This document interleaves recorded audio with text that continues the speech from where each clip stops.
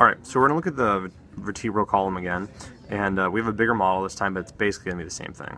So this hole right here in the front, we're going to refer to that as the anterior median fissure.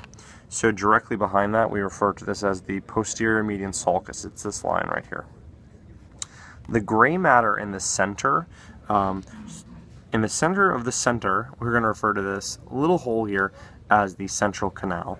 And then on either side of that, so that we clarify, this is called the gray commissure. And basically the commissure is on either side of the central canal, and it's where all the horns attach. So let's talk about the name of the horns. The one that heads towards the back is referred to as the dorsal horn. So these are the dorsal horns. The ones that go towards the front are going to be called the ventral horn, so ventral horn or ventral horn. And I know it's kind of hard to see, but on either side we're going to have this little horn that kind of pops out towards the lateral. It's over here as well, right here. Those are referred to as the lateral horn. Now, white matter, again, this will be referred to as the anterior white column.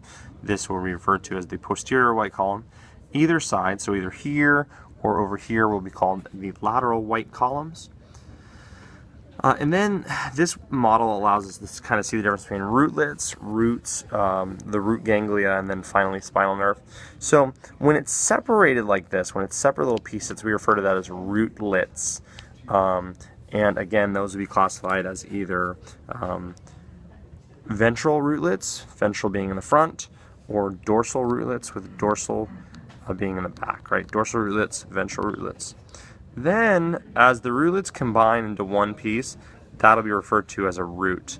So we're going to have the ventral root, and we'll have the dorsal root.